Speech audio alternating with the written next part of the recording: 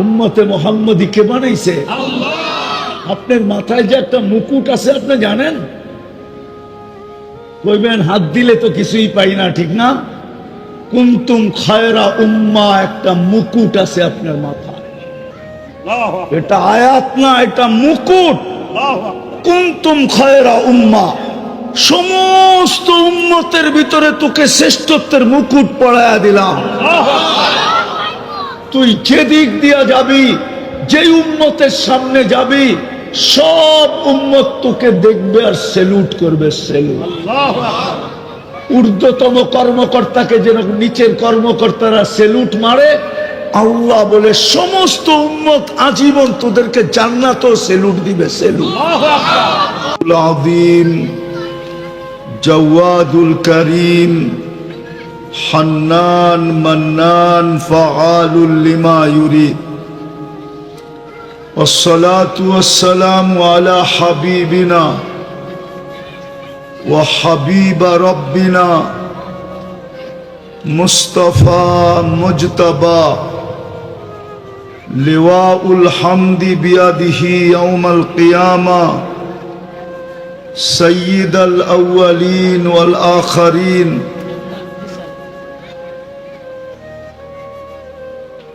إمام المرسلين رسول رب العالمين بشيرا ونذيرا داعيا إلى الله رحمة للعالمين شفيع المذنبين حريص بالمؤمنين رؤوف رحيم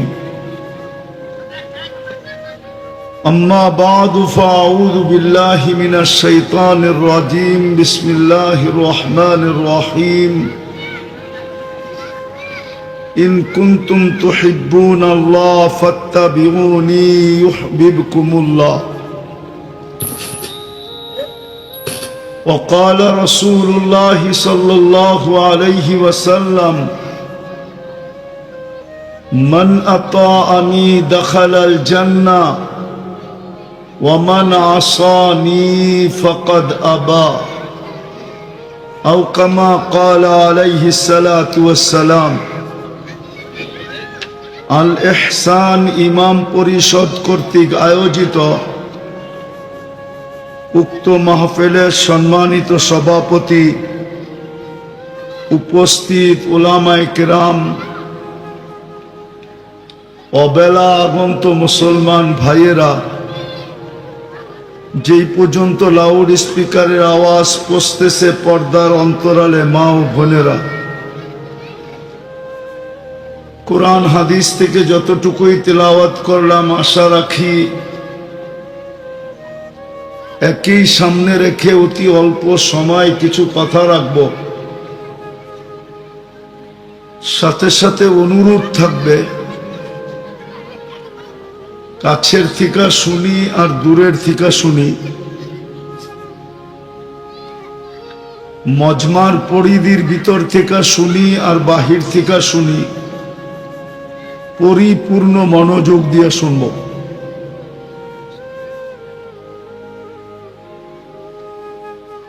কেননা পরিপূর্ণ মনোযোগ দিয়ে শোনা এটা আল্লাহর আদেশ। ইদা কুরিয়াল কোরআন ফাস্তামিউ, যখন কোরআন বা কোরআনী কথা শোনো তো পরিপূর্ণ মনোযোগ দিয়ে শোনো। দ্বিতীয় আল্লাহর আদেশ হলো আনসিতু, পরিবেশটাকে বিলকুল নীরব নিঝুম রাখো। আর দুইটা প্রয়োজন এই জন্য যে মানুষ স্বভাবগতভাবে, জন্মগতভাবে যেখানেই বাস করুক, যেখানেই বাস করুক, রাগ হয়ে যাবেন কিনা বলবো, এই যোগাযোগের রাস্তাটা যদি না হইতো তাইলে আপনাদের এটা একটা দ্বীপের মতো, ঠিক না? একটা দ্বীপ না, কি বলেন? ওই যে মিনি কক্সবাজারের ব্রিজ আর রাস্তা যদি না হইতো তাহলে এটা একটা দ্বীপ না, কি বলেন? কিন্তু এইখানের মানুষও চায় যে আমি সফল হই। সফল বোঝেন? যুবকও চায় আমি সফল হই, নারীও চায় আমি সফল হই, পুরুষও চায় আমি সফল হই। প্রত্যেক ব্যক্তি সফল হতে চায়, যেখানেই বাস করুক। সে তার সোসাইটিকে দেখে না যে আমার সোসাইটিটা কিরকম, এলাকাটা কিরকম, যোগাযোগ ব্যবস্থা কিরকম, এলাকার ভ্যালু কতটুকু, দাম কতটুকু, এটা সে দেখে না। তার মনের ভিতরে আশা হলো যে আমি সফল হব, ঠিক না? কি বলেন? যুবকও চায় আমি সফল হই। এমনকি যদিও শেখ খায়, যদিও আপনারা শুনেন না, মুরব্বীরা, যুবকরা শুনো, ওরা কিন্তু প্রত্যেকবার 14 তারিখে শেখ খায়, কিন্তু যখনই 14 তারিখ আসে তখন ভাবে আমি সফল হই, এইবার যেন সফল হই। তো মানুষ সফল হতে চায়, কিন্তু সবচেয়ে বড় দুঃখের বিষয় যেটা, ছোট থেকে একটা ছোট যান্ত্রিক জিনিসও যদি ত্রুটিপূর্ণ হয়, ওর ভিতরে যদি ত্রুটি দেখা দেয়, ত্রুটি বোঝেন তো, ত্রুটি দেখা দেয়, তো দৌড়ায়া সে কারিগরের কাছে যায়, মেকানিকের কাছে যায়, ঠিক না? না যায় না? হ্যাঁ, কেন যায়? সে জানে এটা ভালো মতে মনোযোগ, কিন্তু মনোযোগ যেই কজন আছেন এই কজন মনোযোগ দিলেই হবে। একটা যান্ত্রিক জিনিস যদি মেকানিকের কাছে দৌড়াইতে হয় ত্রুটি হলে, তাহলে এই মেশিনটাও তো কেউ বানাইছে। আমার দেহ নামের মেশিনটা কেউ বানায় নাই? কে বানাইছে? এই দেহ নামের মেশিনটাও তো কেউ বানাইছে। এটাও তো একজনে চালায়, ঠিক না? নাইলে কিন্তু আমাদের শরীরের ভিতরে বিজ্ঞানের আলোকে চলার কিচ্ছু নাই। আমি আপনাকে দেখাইতেছি, আপনার চোখে দেখার কোনো উপাদান নাই। চ্যালেঞ্জ, দেখার কোনো উপাদান আপনার আমার চোখে নাই। উপাদান বোঝেন? যেটা দিয়া মানুষ কিছু তৈরি করে, কিছু বানায়, কিছু দেখে। আপনার আমার শরীরে দেখার কোনো উপাদান নাই চোখে। যদি উপাদান থাকতো তাহলে বহুত আগে দুনিয়ার থেকে অন্ধত্ব দূর হয়ে যেত। বিজ্ঞান ওই উপাদানকে গাইটা গোটা চক্ষু বানায় ফেলত, অন্ধদের চোখে ফিট করে দিত, অন্ধ দেখতে শুরু করত। এখানে দেখার কোনো উপাদান নাই। হ্যাঁ, হুজুররা মানতেছে না। কানে শোনার কোনো উপাদান নেই, মুখে বলার কোনো উপাদান নেই। বুঝা গেল এই শরীরটা যদি আমি বিজ্ঞানের আলোকে দেখি তাহলে এটার চলার মতো এটার ভিতরে কিচ্ছু নাই। যেমন একটা উদাহরণ দেই, বিজ্ঞান বলে হার্ট চলে বাল্ব দিয়া। হার্টের নিচে একটা বাল্ব আছে, ওটার থেকে হার্ট চলে। এখন যদি আমি বিজ্ঞানকে প্রশ্ন করি বাল্ব চলে কি দিয়া, আপনি বিজ্ঞানের কাছে কোনো উত্তর পাবেন না। সে বলবে জানি না। তো এটাও তো একজনে চালায়, ঠিক না? চালায় না? আরেকটা বুঝবেন কি বুঝবেন না জানি না, বুঝানোর জন্য এত কিছু বুঝাইতেছি, এত কিছু বলতেছি। আমাদের দুনিয়াটা কিন্তু সূর্যের পিছে 66,000 মাইল পার ঘন্টায় দৌড়াইতেছে, ছুটতেছে, দৌড়াইতেছে। ঘন্টায় কত মাইল? কিলোমিটার না, 66,000 মাইল। 1.5 কিলোমিটারে 1 মাইল। এবার 66কে 1.5 দিয়া পূরণ দেন, এত কিলোমিটার গতিতে দৌড়াইতেছে। তাইলে আপনি উড়া যাওয়ার কথা না? হ্যাঁ, কি উড়া যাওয়ার কথা না? শুধু দৌড়াইতেছে না, আবার ঘুরতেছে। পার ঘন্টায় 1000 মাইল বেগে আমাদের এই দুনিয়াটা ঘুরতেছে। আপনাদের বিজ্ঞান বলে তো যেই চাকরিটা 1000 মাইল গতিতে ঘুরে, ওটার উপরেই তো আপনি লেপটি মেরে বসে আছেন। কই বাতাসও তো গায়ে লাগে না। তাইলে এই যে অবস্থা, এটা কে রাখছে? 300 কিলোমিটার বেগে বাড়ি বাতাস আসলেই তো আপনাকে ওই বিল্ডিং থাকবে না একটাও। অথচ দৌড়াইতেছে 66,000 মাইল গতিতে। হুজুর কত বললো? 99,000 কিলোমিটার গতিতে দুনিয়াটা সূর্যের পিছে দৌড়াইতেছে। সূর্যটা দৌড়াইতেছে 6 লক্ষ কিলোমিটার বেগে। সূর্যটাকে না ধরতে পারলে আলো আসবে না দুনিয়াতে। এই জন্য সূর্যের পিছে দৌড়াইয়া নিজেকে আলোকিত করতেছে। সূর্য দৌড়াইতেছে 6 লক্ষ কিলোমিটার বেগে। আমি যেটা বুঝাইতেছিলাম যে সবাই সফলতা চায়, যেখানেই থাকুক। মা বোনরও সফলতা চায়, চাই যেই ঘরেই জন্ম নেক বা যেই ঘরের এই পুত্র বধূ বা স্ত্রী হোক, সফলতা চায়। যুবকরাও সফলতা চায়।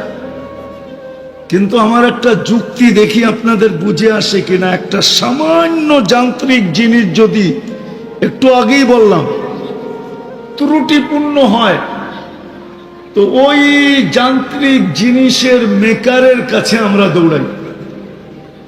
আচ্ছা, এইখানে যারা বসে আছি, আমরা যে সফলতা চাই, আজ পর্যন্ত কি আমরা মনে মনে আল্লাহর লগে যোগাযোগ করছি যে আল্লাহ সফল তো হইতে চাই,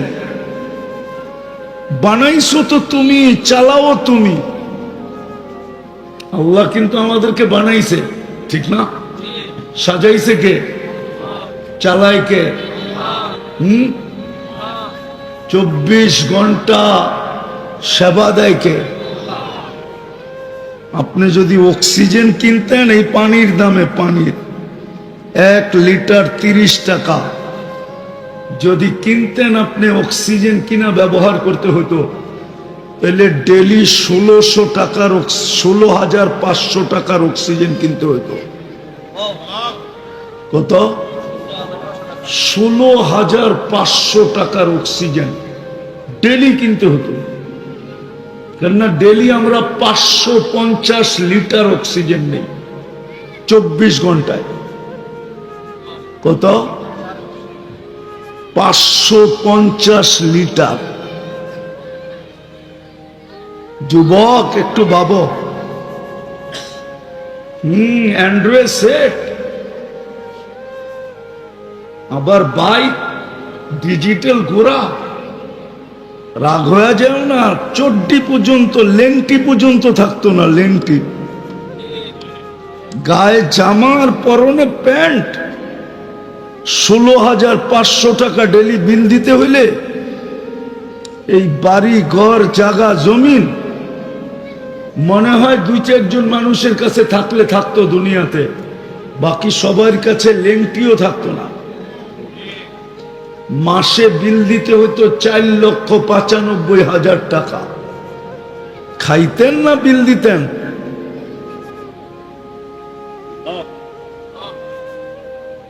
এই বিল ডেলি কে দেয়?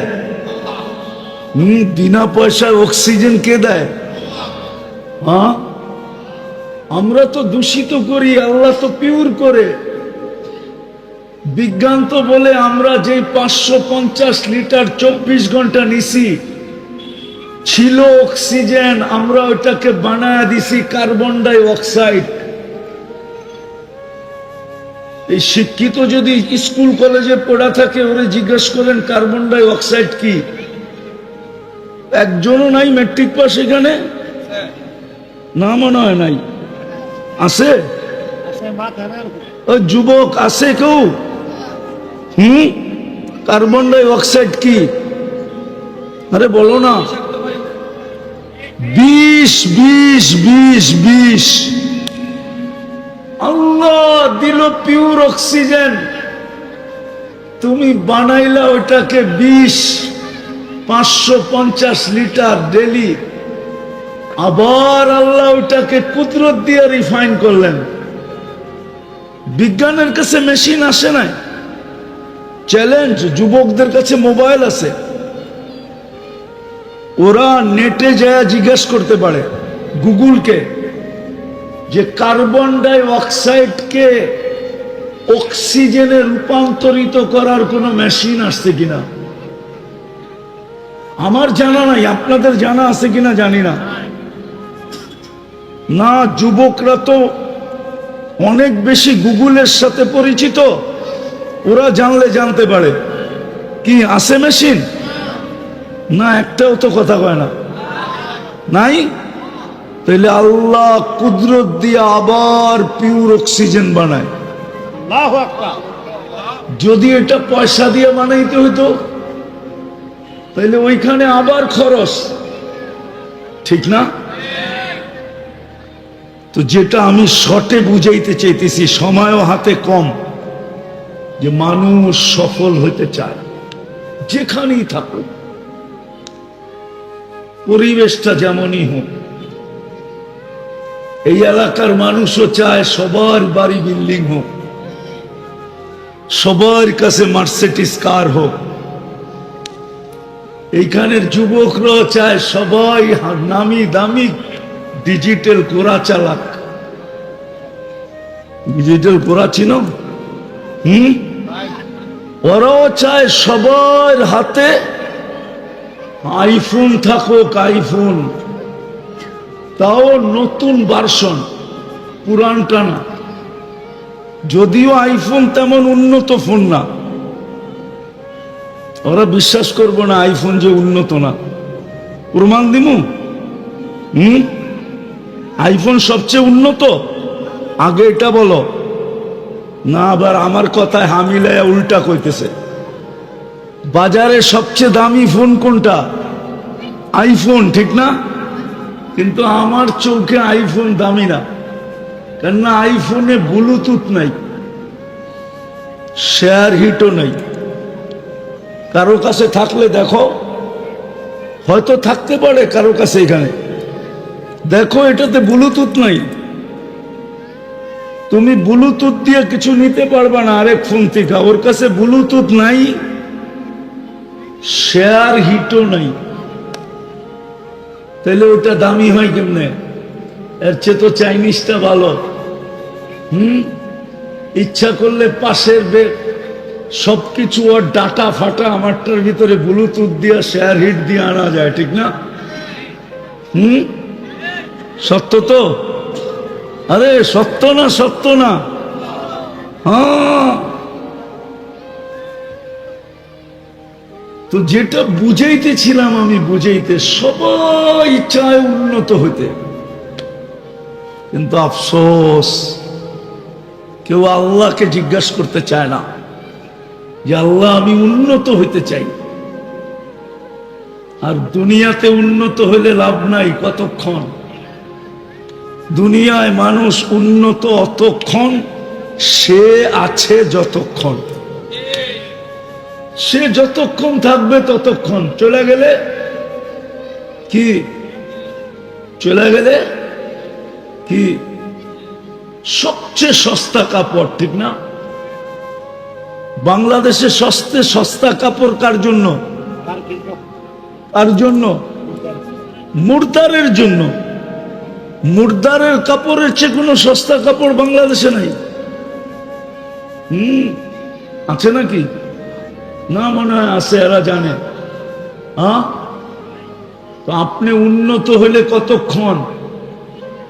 আপনি বাচ্চা আছেন যতক্ষণ। প্রথম হইল এটা যে আমি বাইচা আছি যতক্ষণ, আমি উন্নত ততক্ষণ, ঠিক না?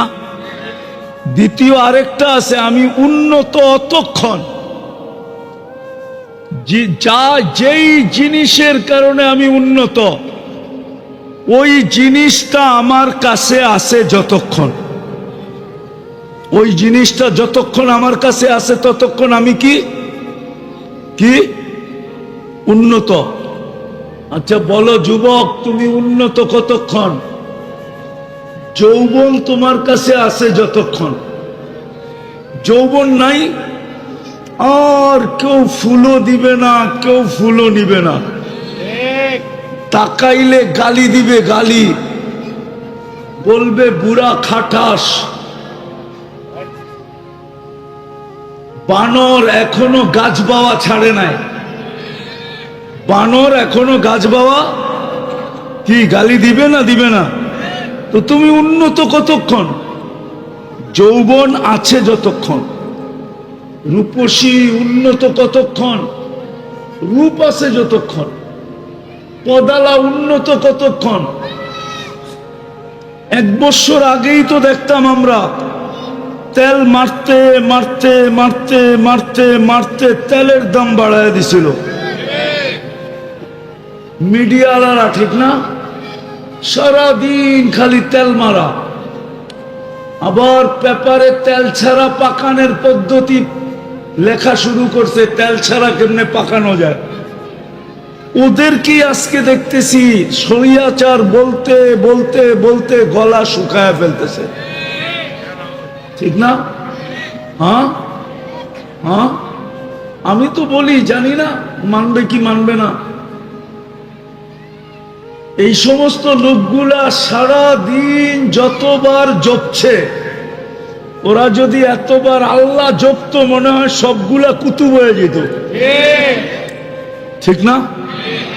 সারা দিন কিছু নাম এত জপা জপছে, ঠিক না? অথচ ওরে পালছে কে? অস্তিত্ব দিছে কে? বিনা পয়সায় সেবা দিছে কে? এই যে এই যুবকরা দেখেন না, ওরা কোম্পানির কাছ থেকে মেসেজ পায়, SMS পায়, ফ্রি SMS। কেননা যখনই টাকা বড়ে তো বোনাস হিসাবে কিছু SMS দেয়, দেয় না? না দেয় না? ওরা তো সারা দিন এটা চ্যাট করার পিছনে ব্যয় করে, নাইলে সারা দিন মেসেজ পাঠাইতে থাকে I.U I.U। আরে যদি জিগায় কিরে এত মেসেজ পাঠাস কেন, কয় দেখি যদি লাইগা যায়, দেখি যদি। হইতে পারে এক সময় দয়া মায়া দিলে আসবে যে আমারে 1000 মেসেজ দিল, যা আমি মিছামিছি একটু লেখা পাঠাই I.U, ঠিক না? সত্য তো? কিন্তু ওরা তো সারা দিনে একবার এই মেসেজ লেখে না যে আল্লাহ আই লাভ ইউ। জিগান একজনও লেখছে কিনা আজ পর্যন্ত? জিজ্ঞাসা করেন যুবকদেরকে, আজ পর্যন্ত লেখছে কিনা একবার মেসেজ অপশনে যায় যে আল্লাহ আই লাভ ইউ। ও বলবে আল্লাহর তো নাম্বার জানি না, পাঠাবো কোন নাম্বারে? আল্লাহর তো জানতে হয় না, ইয়ালামু খাইনাতাল আয়ুনি ওয়া মা তুখফিস সুদূর। যে দিলের ভেদ জানে সে তোমার মেসেজ লেখা জানবে না? না জানবে না? ইয়ালামু দাবিবান নামলাতিস সাওদা আলা সাখরাতিস সাম্মা ফি লাইলাতিজ জুলমা। এটা যে জানে আইয়ু কদমিন ইউকাদ্দিমু ওয়া ইউআখির, কোন পাও আগে করতেছে পিছে করতেছে এটা যে জানে, ওর পদধ্বনি যে আরশের উপর থেকে শুনে, সে কি যুবকের এই মেসেজ জানবে না? তাহলে যুবক তো আজ পর্যন্ত একবারও লেখে নাই। জিজ্ঞেস করে যে আল্লাহ আই লাভ ইউ, মুহাম্মাদুর রাসূলুল্লাহ আই লাভ ইউ। যাক, আমি যেটা বুঝাইতে চাইতেছিলাম যে মানুষ সফল হইতে চায় যেখানেই থাকুক, যেখানেই থাকুক, এটা মানুষের স্বভাব। সে সফল হইতে চায় সর্বকর্মে, চাই কর্মটা বৈধ হোক আর অবৈধ হোক, সে সফল হইতে চায়। কিন্তু রব্বে কাবার কসম, সে জিজ্ঞাসা করতে চায় না আল্লাহকে যে আল্লাহ আমি সফল হইতে চাই, কি করে সফল হব? আমি সফল হব কি করে? যেই কয়দিন এইখানে থাকবো ওই কয়দিন সফল হইতে চাই। এইখানে যদি আল্লাহ সফলতা না দিবেন, তাহলে কোরআনে হায়াতান তাইয়্যিবা এই শব্দটা কেন আসবে? এইখানে যদি সফলতা না দিবে, তো কোরআনে লাহুম রিজকুন কারীম এই শব্দটা কেন আসবে? যদি এইখানে সফলতা না দিবে, তো উলাইকা লাহুমুল আমান এই শব্দটা কোরআনে কেন আসবে? যদি এইখানে সফলতা না দিবেন, তাইলে ইন্না নানানসুরু এই শব্দটা কোরআনে কেন আসবে? যদি এইখানে সফলতা না দিবেন, তো ইন্নাল ইজ্জাতা এই শব্দটা কোরআনে কেন আসবে? আমি ভাঙ্গা ভাঙ্গা বললাম, পুরাটা বললাম না। আর এরকম বলা জায়েজ আছে। আবার হুজুররা তো হুজুরদের প্রোগ্রাম, আবার লেখা শুরু করতে পারে যে এটা আবার কোন ভঙ্গি। এটাকে ইমাম বুখারী রহমতুল্লাহ আলাইহি খুররুম বলেন। খুররুম হাদিসের এক অংশ দিয়া পুরা বাপ কায়েম করা, তারপরে একটা মাসলাকে প্রমাণ করা। তো বৈধ আছে বিদায় শব্দগুলা বললাম। আল্লাহ কোরআনে এই শব্দ কেন ব্যবহার করলেন? বুঝা গেল এইখানেও দিবেন, আবার ওইখানেও দিবেন। এইখানে সফল হওয়ার নাম সফল না, এটাই সত্য। এইখানে সফল হওয়ার নাম সফল না। তাইলে কবি এই কথা কোনোদিন লিখতেন না, अजल ने न छोड़ा किसरा न दारा, उसी से सिकंदर सा फाते भी दिहारा, हर एक लेके क्या कर हसरत सुधारा, पड़ा रह गया यही ठाट सारा। তাইলে ঐতিহ্য হইতো না, পুরান ঐতিহ্য হইতো না। আলী রাদিয়াল্লাহু তাআলা আনহু দুই সন্তানকে বসায়া এই উপদেশ কোনোদিন দিতেন না, সিরু ফি দিয়ারিহিম অনদুর ফি আসারিহিম ওয়াসআলুহুম আইনা হাল্লু। এই চিৎকার কোনোদিন দিতেন না, বেটা পুরান ঐতিহ্যগুলাকে যায় খুঁটা খুঁটা দেখো, তারপরে জিজ্ঞাসা করো তোমরা কোথায়, ঐতিহ্য তো আছে, তোমরা কোথায়? বলছে যদি জবাব দিতে পারতো তাহলে জবাব দিত ইন্তাকালনা মিন দারিল গুরুর, দুকার ঘরের থেকে বাহির হয়ে গেছি, ইলা দারিল গুরাবা, অপরিচিত এক জগতে চলে আসছি যেখানে কেউ খবর নেয় না। প্রমাণ দিব, মা বাপ নাই কার, একটু হাত উঠান তো। হ্যাঁ, নামান অনেকেরই নাই, ঠিক না? সত্য তো? আচ্ছা, এখানে কয়জন আছে ডেলি মা বাবার জন্য 2 রাকাত নফল নামাজ পড়ে? একজনও কিন্তু নাই। ডেলি 2 রাকাত নফল নামাজ মা বাবার জন্য, ডেলি 2 রাকাত। বাদ দিলাম নামাজ, ডেলি 3 বার সূরা ইখলাস পড়া। সুযোগটা তো আল্লাহ আমাদেরকে দিছেন, ঠিক না? আজকে সূর্য ওঠার সুযোগ কে দিছে? সূর্য উঠলো এটা যে দেখলাম, এই সুযোগটা কে দিল? নাইলে রাত্রে তো সবাই আমরা মরে গেছিলাম। আমরা তো দোয়া পড়ি ঘুমাইছিলাম, আমুতু কি বিইসমিকা। আমুতুর অর্থ হুজুরের জিগান জিগান না, আল্লাহ আমি মরলাম, গ্রাম্য শব্দ। আল্লাহ আমি মরলাম, মরে গেলাম। তুমি চাইলে আহিয়া হবে, নাইলে হবে না। তুমি চাইলে আহিয়া হবে। আল্লাহ সুযোগ দিছে। 3 বার সূরা ইখলাস পড়লে 1 খতম কোরআনের সওয়াব হয়, ঠিক না? এই সুযোগটা কে দিছে? হ্যাঁ, একজনও তো নাই ডেলি 3 বার সূরা ইখলাস করে মা বাবাকে দেয়।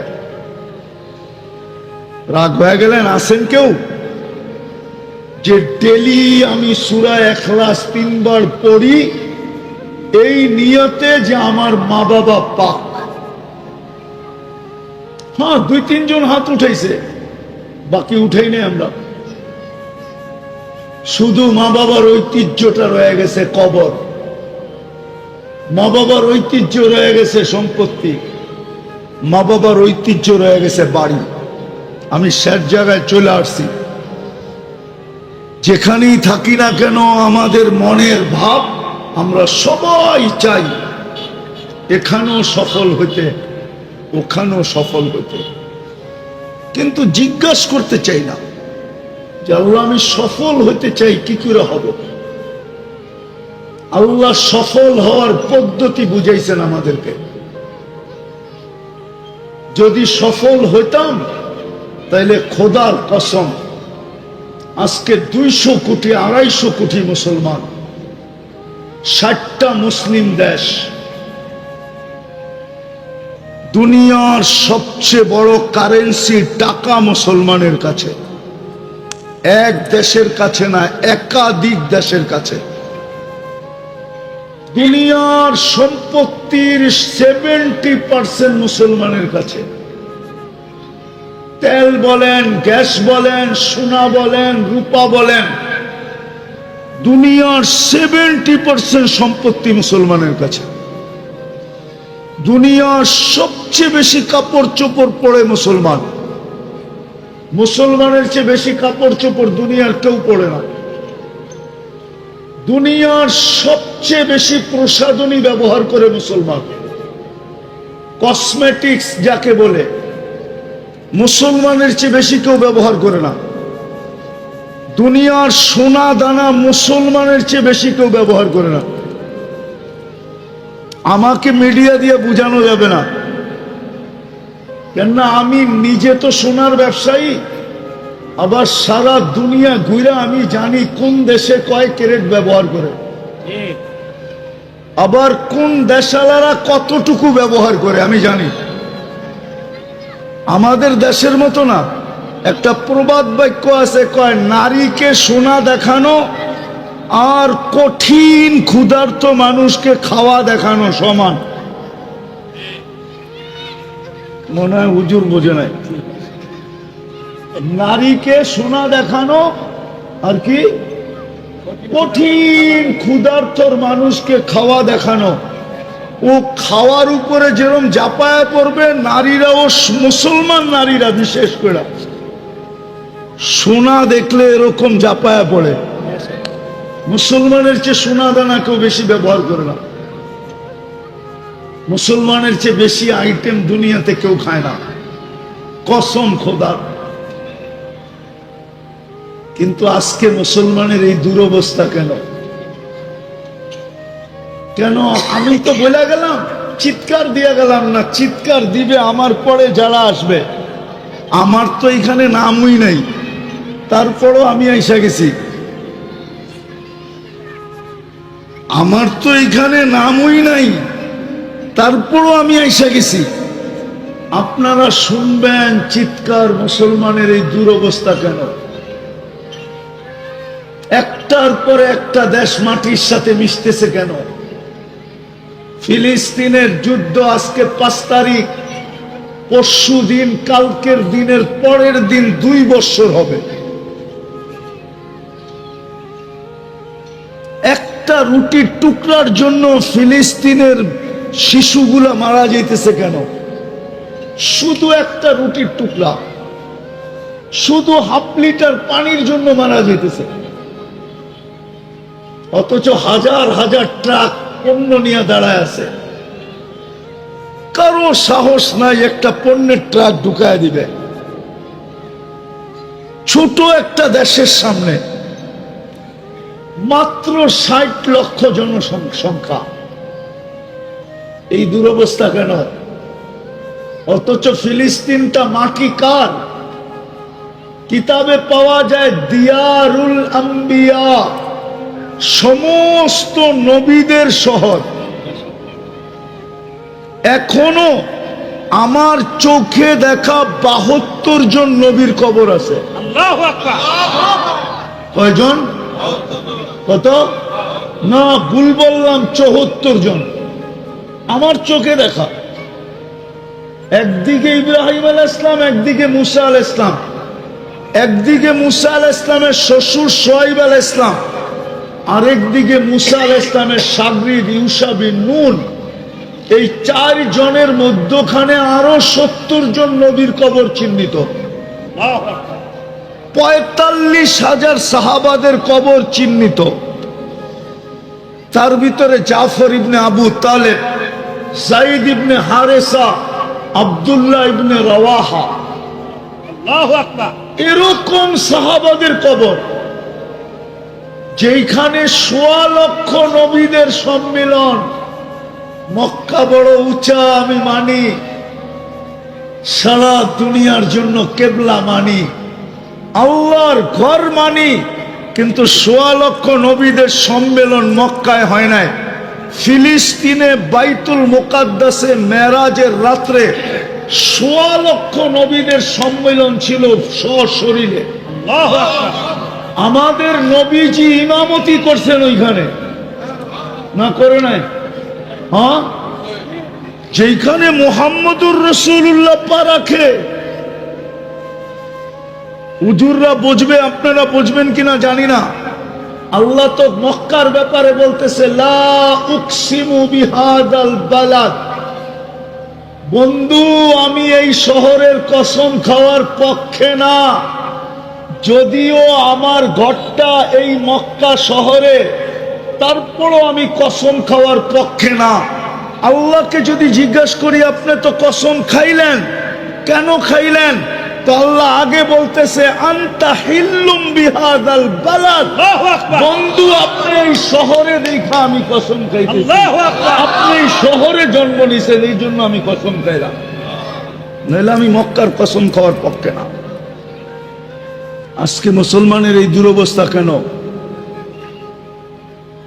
মুসলমান তো সফল হইতে চায়, আল্লাহ তো সফলতা দিতে চায়, শুধু একটা কারণ আর কোনো কারণ না।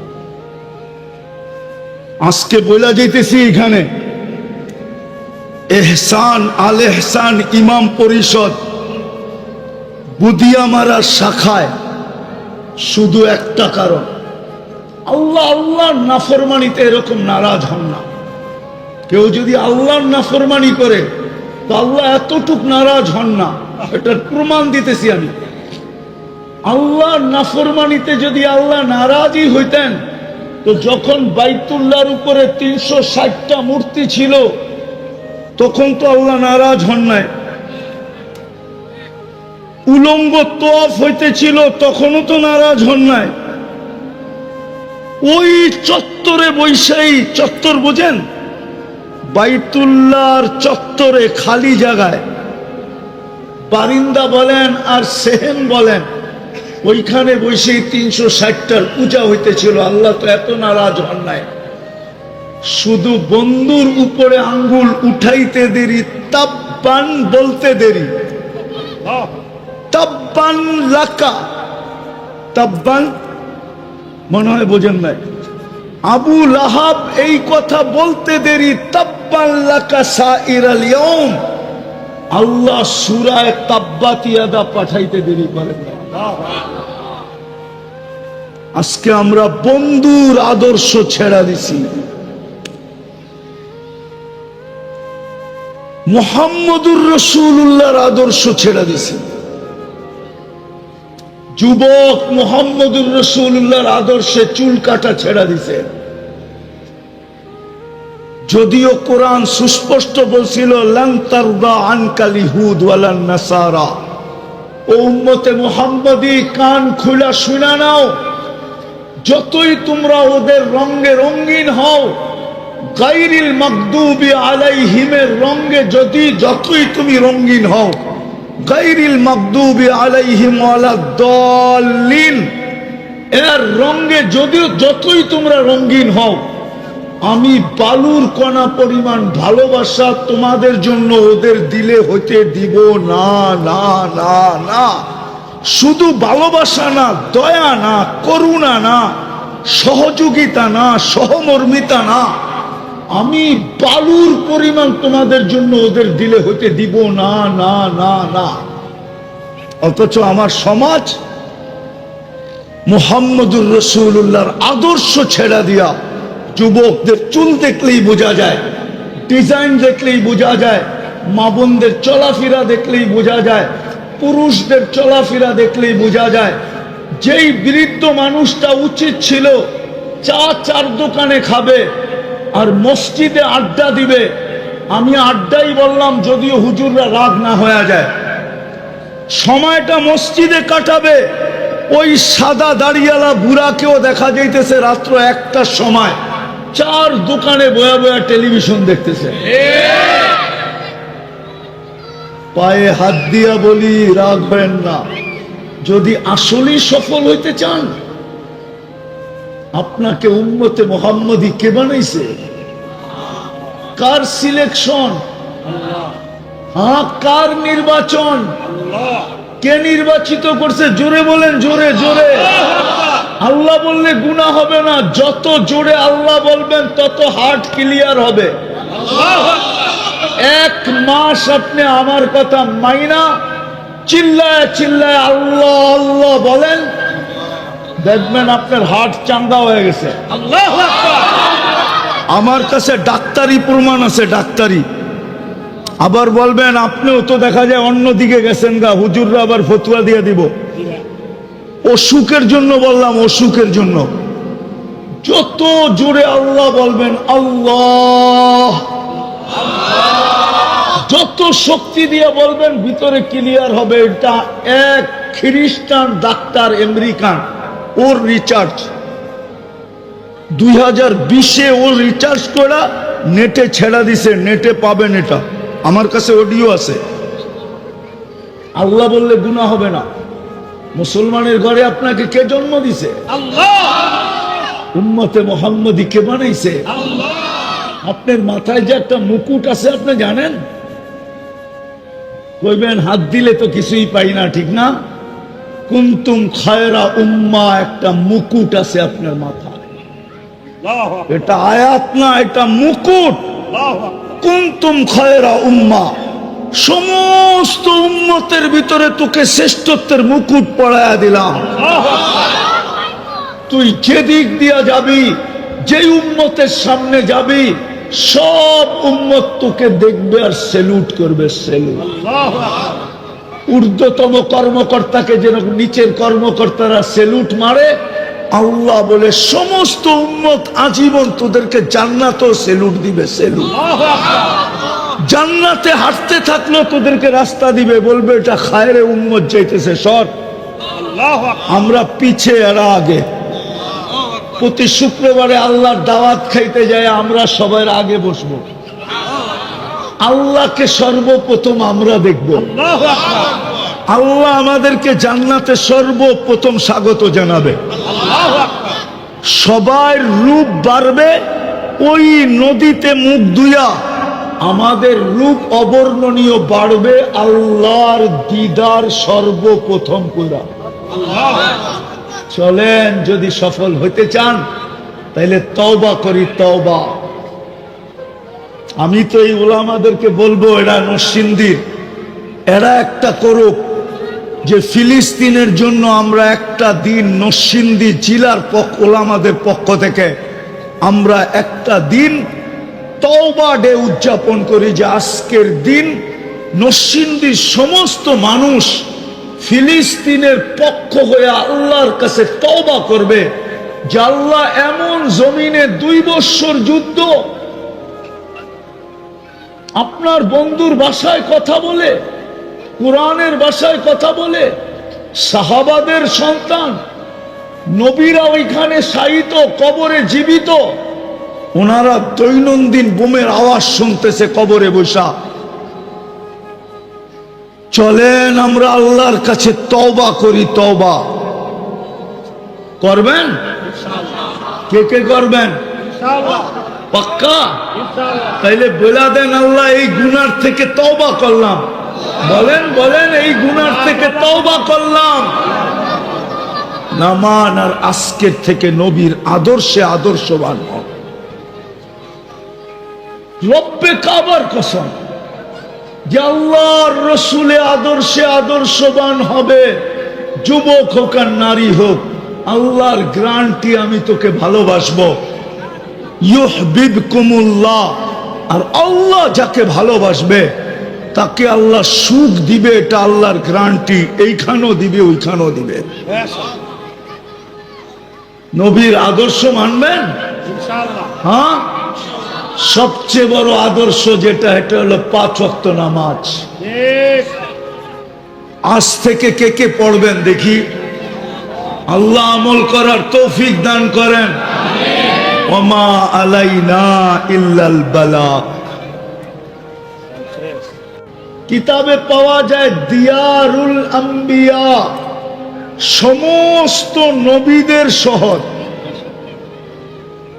এখনো আমার চোখে দেখা 72 জন নবীর কবর আছে। আল্লাহু আকবার। কয়জন? কত?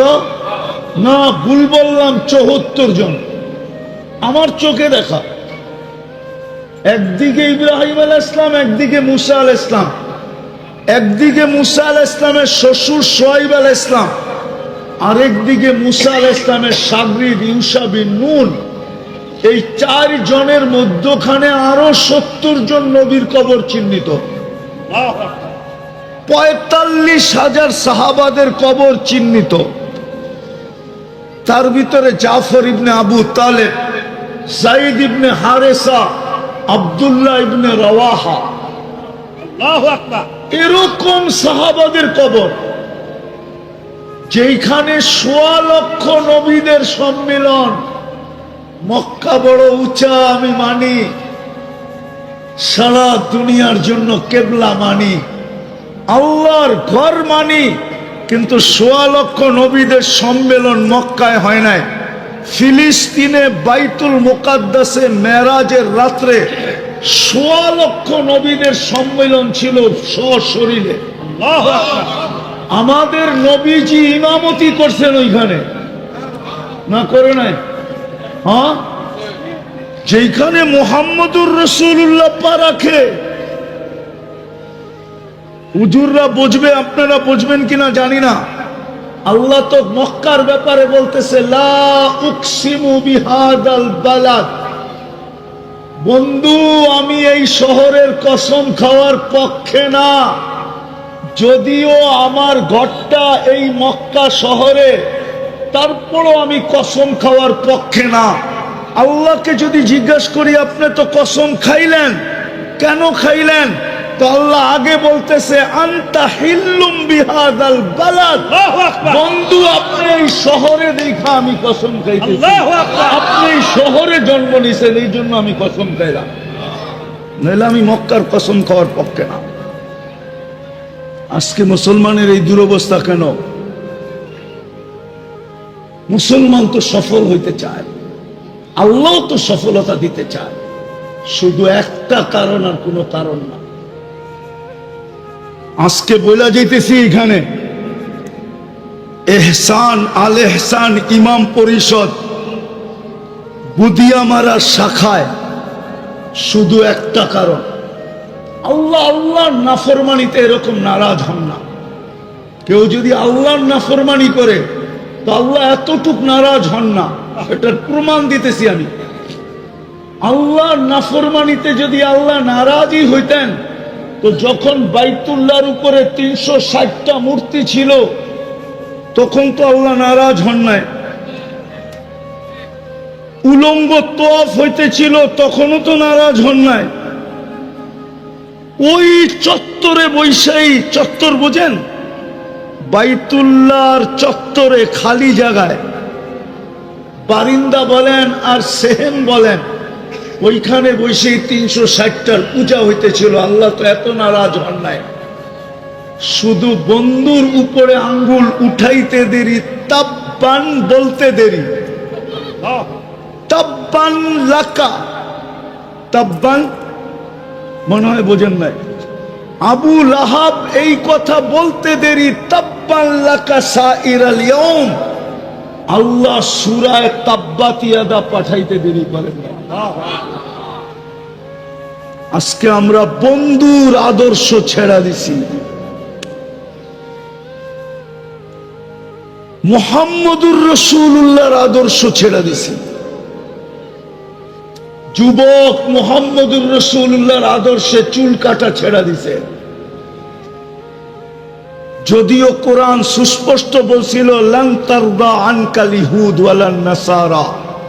ও উম্মতে মুহাম্মদী, কান খুলা শুনা নাও, যতই তোমরা ওদের রঙে রঙিন হও, গায়রিল মাগদুবি আলাইহিমের রঙে যতই তুমি রঙিন হও, গায়রিল মাগদুবি আলাইহিম ওয়ালাদ-দাল্লিন এর রঙে যতই তোমরা রঙিন হও, আমি বালুর কণা পরিমাণ ভালোবাসা তোমাদের জন্য ওদের দিলে হইতে দিব না, না, না, না।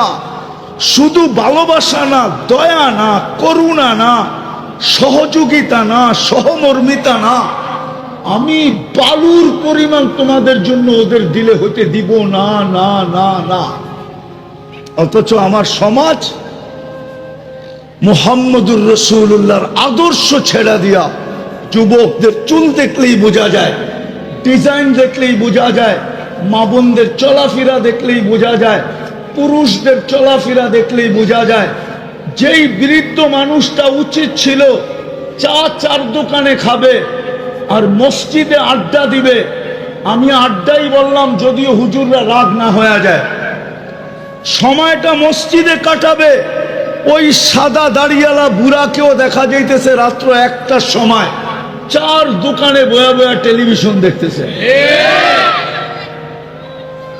পায়ে হাত দিয়া বলি, রাগ হয় না।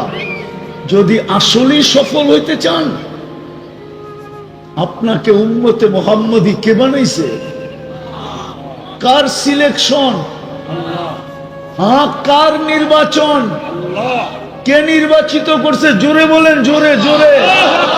আল্লাহ বললে গুনাহ হবে না, যত জোরে আল্লাহ বলবেন তত হার্ট ক্লিয়ার হবে। 1 মাস আপনি আমার কথা মাইনা চিল্লায় চিল্লায় আল্লাহ আল্লাহ বলেন, দেখবেন আপনার হার্ট চাঙ্গা হয়ে গেছে। আল্লাহু আকবার। আমার কাছে ডাক্তারি প্রমাণ আছে, ডাক্তারি। আবার বলবেন আপনিও তো দেখা যায় অন্যদিকে গেছেন গা, হুজুররা আবার ফতুয়া দিয়ে দিব। অসুখের জন্য বললাম, অসুখের জন্য যত জোরে আল্লাহ বলবেন, আল্লাহ,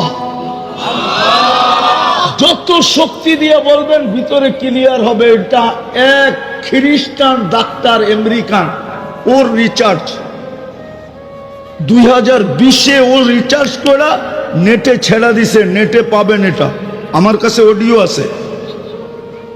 আল্লাহ বললে গুনাহ হবে না। মুসলমানের ঘরে আপনাকে কে জন্ম দিছে? আল্লাহ। যে লাইফ স্টাইল চেঞ্জ করলেই অথবা আমরা উন্নত হইলেই আমরা সুখী হব, আসলে তথ্যটা বড় ভুল। কেননা সারা দুনিয়া ঘুরলে দেখা যায় লাইফ স্টাইল যারাই চেঞ্জ করছেন আর উন্নত যারাই হয়েছেন তারা অনেক সুখী, এমন কথাটা ঠিক না। বললে বোঝা যায় দুনিয়া ঘুরতেছি বিদায় বলতেছি, নাইলে আমি হাজারো কান্না আর হাজারো হাসি এখানে আমার সেভ করা আছে, দেখানো যাবে। যাদের জীবন উন্নত তারা যে বড় সুখী এমন না, এটা কখনো সম্ভব না। জীবন উন্নত হইলে সুখী হবে। জীবন উন্নত হইলে যদি সুখী হইতো তাহলে উন্নত বিশ্বের সোসাইটির মাত্রা গরিব দেশ থেকে অনুন্নত দেশ থেকে 1000 গুণে বেশি হতো না কোনোদিন। বরং গরিব দেশগুলোতে সুসাইড করার মাত্রা বেশি হতো, কেননা এরা অনুন্নত। কিন্তু আপনি আত্মহত্যার মাত্রা দেখবেন তো উন্নত বিশ্বের সবচেয়ে বেশি আত্মহত্যার মাত্রা। ঠিক কি ঠিক? ঠিক না? জাপানে তো ওই জায়গা পর্যন্ত দেখা হয়েছে একবার না 2 বার, যে জায়গা বানানোই হয়েছে সুসাইড করার জন্য, আত্মহত্যা করার জন্য। একটা পাহাড়ের চূড়া আর একটা হলো সমুদ্রের ভিতরে। ফ্যামিলি সহ যখন আত্মহত্যা করে তো সমুদ্রের ভিতরে গাড়ি চালায়া ফ্যামিলি নিয়ে ঢুকা যায়, তাইলে এত বেশি আত্মহত্যা হইতো না। দুনিয়ায় বহুত পুলিশ স্টেশন আমি দেখছি, যেখানে গেলে দেখা যায় ফোমের স্তূপ আর স্তূপ। আমি জিজ্ঞাসা করছি, এত ফোম এখানে কেন, তোমরা কি বিক্রি করো? বলে না, ফোন বিক্রি এখানে বিক্রি হয় না, কিন্তু আমরা দেখি কে ছাদে উঠা দাঁড়ায় আছে, তাইলে নিচে বিছাইতে আর দেরি করি না। আমরা ভাবতে থাকি ও মনে হয় ছাদে উঠছে, ওইখান থেকে ফাল দিবে আর আত্মহত্যা করবে। কিন্তু আলহামদুলিল্লাহ গরিব দেশগুলোর ভিতরে এত আত্মহত্যা নাই, তার ভিতরে মুসলিম দেশগুলাতে নাই বললেই চলে। যদিও কেউ আত্মহত্যাকে বাইছা নেয়, কিন্তু যারাও বাইছা নেয় তালাশ করলে দেখা যাবে, ওদের বুকে মেশিন লাগাইলে দেখা যাবে ওরাও উন্নতির স্বপ্নই 24 ঘন্টা দেখতো, আর লাইফ স্টাইল চেঞ্জের স্বপ্নই ওরা সবসময় দেখতো। ওদের চোখ ভরা এই স্বপ্নই থাকতো আর বুক ভরা এই আশাই থাকতো যে লাইফ স্টাইল উন্নত হলে মনে হয় সুখী হয়ে যাব। এই জন্যই ওদের বুক ফাললে দেখা যাবে। এছাড়া সাধারণ রিক্সাওয়ালা শিক্ষাওয়ালা এদেরকে দেখলে দেখবেন এমন কোনো আশা নাই, বাস যেইখানে রাত ওইখানে কাজ। সকালে আনলো তো বিকালে শেষ, বিকালে আনলো তো সকালে শেষ। আর এই পুরা এলাকার ভিতরে টঙ্গীর ভিতরে দেখা যাবে মজদুর শ্রমিক পেশার যত লোক আছে চাকরিজীবী, ওরা ভাবে 1 তারিখে মিলবে, 20-25 তারিখে শেষ হয়ে যাবে, বাকি 5-7 দিন তো গালি খাইয়া হইলেও বাকি খাইতে হবে। এইভাবেই ওদের জীবনের ধারাবাহিকতা কাটতেছে। ওরা কখনো সুসাইড আর আত্মহত্যার রাস্তা বেছে নেয় না। আমরা ভাবতেছি যে আমাদের লাইফ স্টাইল চেঞ্জ হলেই মনে হয় আমরা সুখী হয়ে যাব। না না না, যেরকম হেদায়েত চাইতেই হেদায়েত পাওয়া যাবে না। এই জন্য আল্লাহ জায়গা দেখায়া দিছেন, হেদায়েত পাইতে চাও আর হেদায়েত পাওয়া ছাড়া তোমাদের দিলের আশা পুরা হবে না। তোমাদের মাঝে মাঝে চাওয়া এটা জান্নাত কোনোদিন পূর্ণ হবে না যতক্ষণ পর্যন্ত তুমি হেদায়েত না পাবে। আর হেদায়েত চাইলেই পাবে না। আমি পাওনার ঠিকানা বলে দিতেছি, আল্লাহ আমাদেরকে পাওনার ঠিকানা বলে দিয়েছেন। এটা হলো মুহাম্মদুর রাসূলুল্লাহ সাল্লাল্লাহু আলাইহি ওয়াসাল্লামের গোলামির ভিতরে হেদায়েতের চাবি কাঠি হলো মুহাম্মদুর রাসূলুল্লাহর গোলামির ভিতরে। যে আল্লাহর রাসূলের গোলাম হবে, আয়াত এটাই বুঝাইতে চাইতেছে, ওয়া ইন তুতিউহু তাহতাদু। তোমরা যদি আমার নবীর গোলাম হয়ে যাও, আমার নবীর গোলাম হয়ে যাও। ওলামা আছে বিদায় বলতেছি, ওনারা বুঝবে। আল্লাহ কোরআনে কোথাও নিজের এতাআতের কথা এককভাবে বলেন নাই, কোথাও নাই কোরআনে যে আল্লাহ এককভাবে বলছেন আতিউল্লাহ, আর কিছু বলেন না, এরকম একক কোনো শব্দ নাই। কিন্তু যেখানে আতিউল্লাহ বলছেন ওইখানে আতিউর রাসূল বলছেন। কিন্তু কোরআনে আছে শুধু নবীর এতাআতের কথা বলছেন, ওয়া ইন তুতিউহু তাহতাদু মান আতা আর রাসূল ফাকাদ আতা আল্লাহ। এখানে আল্লাহ নিজের স্মরণ করেন নাই, জিকির করেন নাই, উল্লেখ করেন নাই। আর আল্লাহকে তো পাওয়াও সম্ভব না। আল্লাহকে পাবে তো পাবে কি করে? লা তারাহুল উয়ুন, চোখে তো আল্লাহকে দেখা যায় না। ওয়ালা তুখালিতুহুদ দুনুন, ধ্যান ধারণার ভিতরে তো আল্লাহকে আনা যায় না। লা ইয়াসিফুহুল ওয়াসিফুন, বর্ণনা দিয়ে আল্লাহ শেষ করা যায় না। সামান্য দুনিয়ার একজন পদস্থ মানুষকে ধরতে গেলেই জুতার পরে জুতা ক্ষয় করেও তার নাগাল পাওয়া যায় না।